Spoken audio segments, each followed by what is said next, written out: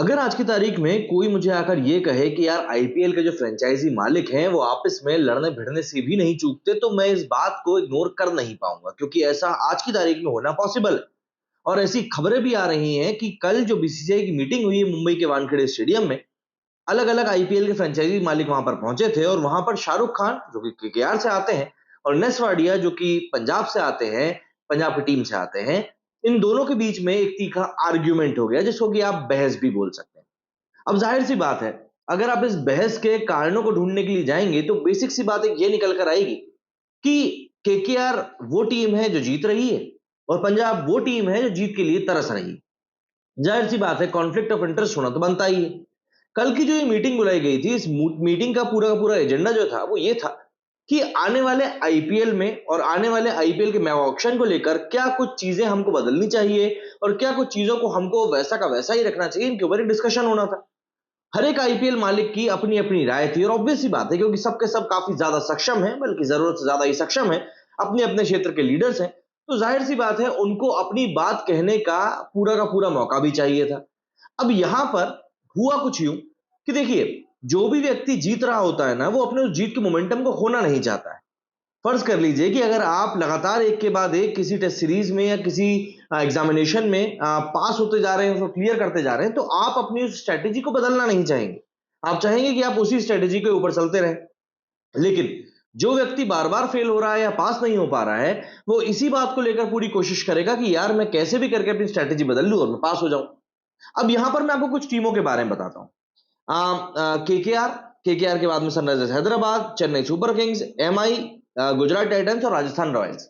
ये कुछ वो टीमें हैं जो कि शाहरुख खान के साथ हां में हां मिलाती हुई दिखाई दी थी। अब आप बोलोगे शाहरुख खान के साथ हां में हां क्यों मिलाया है? तो देखिए, शाहरुख खान ने इस मीटिंग में सबसे बड़ा जो एक मुद्दा उठाया वो ये था कि वो ये चाहते हैं कि पहली बात तो ये कि मेगा ऑक्शन होना ही नहीं चाहिए।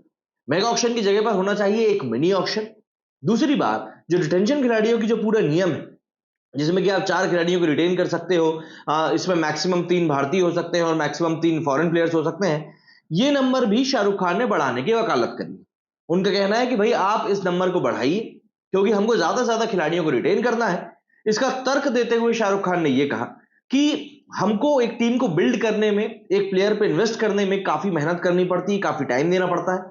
और 3 साल का जो ड्यूरेशन है, क्योंकि हर 3 साल में एक मेगा ऑक्शन होता है जिसमें कि पूरी टीम शफल हो जाती है, तो उनका कहना था कि हर 3 साल में जो ये मेगा ऑक्शन होता है, इस मेगा ऑक्शन के कारण हमारे जो बने बनाए खिलाड़ी रहते हैं वो चले जाते हैं। कई सारी टीम्स की ताकत कैप्ड खिलाड़ी रहते हैं, कई सारी टीम्स की ताकत अनकैप्ड खिलाड़ी रहते हैं। हर एक टीम की अपनी अपनी तरीके से अपनी अपनी ताकत होती है। तो ऐसे में जो मैच जिताऊ खिलाड़ी हम लोग 3 साल में तैयार करते हैं, कई बार मेगा ऑक्शन में हमको उनको खोना पड़ जाता है, जिससे कि इवेंचुअली टीम को दोबारा शुरू से शुरू करना पड़ता है। क्योंकि 4-5 खिलाड़ियों को अगर आप रिटेन कर भी लेते हैं तो उससे आप टीम का सिर्फ एक कोर बना सकते हैं, पूरी टीम नहीं बना सकते। अब ऑब्वियस सी बात है, जो टीम जीत रही है वही ये चीज चाहेगी कि भैया उसके खिलाड़ी उसके पास रहे, जैसा कि शाहरुख खान चाहते हैं, सीएसके चाहती है, एमआई चाहती है। लेकिन उनका क्या, जो टीमें हार रही हैं और लगातार हार रही हैं, और हुआ भी कुछ वैसा ही है। जब पंजाब के नेस वाडिया ने इस बात को लेकर वकालत करी कि नहीं, ज्यादा से ज्यादा खिलाड़ियों को रिटेन करने की बात तो होनी ही नहीं चाहिए, अगर टूर्नामेंट में एक बैलेंस बनाकर रखना है तो वही आपको खिलाड़ियों को रिशफल करना ही पड़ेगा। और देखिए, यहां पर रिशफल करने की बात इसीलिए भी इतनी ज्यादा अहम हो जाती है, क्योंकि चाहे पंजाब की बात कर लें, आप आरसीबी की बात कर लें, आप लखनऊ की बात कर लें, आप दिल्ली की बात कर लें, ये टीमें जीत ही नहीं रही।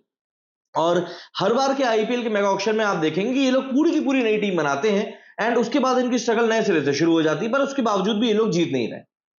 काव्या, जो कि सनराइजर्स हैदराबाद की मालिक है, उनका भी शाहरुख खान के साथ में हां मिलाना इस बात की गवाही देता है कि वो भी अपनी टीम के साथ में संतुष्ट है। भाई, सनराइजर्स ने फाइनल खेला था इस बार। तो बेसिक सी बात यह है कि इस बार के आईपीएल की इस मीटिंग में जो पूरी की पूरी टीम्स हैं वो 2 गुटों में बंट चुकी हैं। एक गुट वो है जो चाहता है कि भैया हमारी टीम के जो खिलाड़ी हैं वो हमारे पास ही रहें, और एक गुट वो है जो ये चाहता है कि नहीं, हमको पूरी की पूरी नई टीम बनाने का मौका मिलना चाहिए। और कारण वही है जो मैं आपको बता रहा हूं। सिंपल सी बात है कि ये चाहते हैं कि भैया हमारी टीम के खिलाड़ी, हमारी टीम की जो ताकत है वो हमारे साथ बने रहें। इन सब के बीच में एक बात और निकल कर सामने आई है। कई सारी टीम्स का ये कहना है कि हम जब खिलाड़ियों के ऊपर इन्वेस्ट करते हैं तो उससे टीम की एक ब्रांड इमेज बनती है। जब खिलाड़ी अच्छा परफॉर्म करते हैं तो उससे फैंस का एक बेस क्रिएट होता है, और बार बार खिलाड़ी जब टीम को स्विच करते हैं तो उससे वो फैन बेस जो होता है वो ऐसा नहीं खिलाड़ी के साथ स्विच कर जाता है, कुछ रह जाते हैं टीम के साथ और कुछ खिलाड़ी के साथ जाते हैं। इससे कि अल्टीमेटली टीम की फैन फॉलोइंग को भी बहुत बड़ा धक्का मिलता है, जिससे कि टीम की जो ब्रांड वैल्यू है वो सफल हो जाती है। तो ऐसे में खिलाड़ियों का एक टीम के साथ ज्यादा समय तक बने रहना उस टीम के लिए अल्टीमेटली फायदे का सौदा साबित हो सकता है। जैसे कि हम बात करें, भी रोहित शर्मा को लेकर काफी बातें चल रही है, महेंद्र सिंह धोनी को लेकर काफी बातें चल रही हैं। धोनी को लेकर चल रहा है कि वो अगला आईपीएल खेलेंगे नहीं खेलेंगे, तो ऑब्वियस सी बात है चेन्नई के साथ में जो लॉयल्टी है फैंस की उसके ऊपर एक असर पड़ेगा। एंड रोहित शर्मा अगर आईपीएल अगले साल एमआई के लिए नहीं खेलते हैं, तो ऑब्वियस सी बात है एमआई को एक बहुत बड़ा फैन फॉलोइंग का डेंट पहुंचेगा। और ये मैं तब बोल रहा हूं जब रोहित शर्मा ऑलरेडी एक वर्ल्ड कप जीत चुके हैं, एमआई के सामने ही मुसीबत है। अब आप मुझे बताइए, आपको क्या लगता है कि आईपीएल में रिटेंशन का खिलाड़ियों का नंबर बढ़ना चाहिए या पहले से कम होना चाहिए? और मेगा ऑक्शन आप क्या लगता है कि आपको होगा या नहीं होगा? कमेंट करके जरूर बताइएगा। मेरे इस वीडियो में फिलहाल इतना ही। जय हिंद, जय भारत।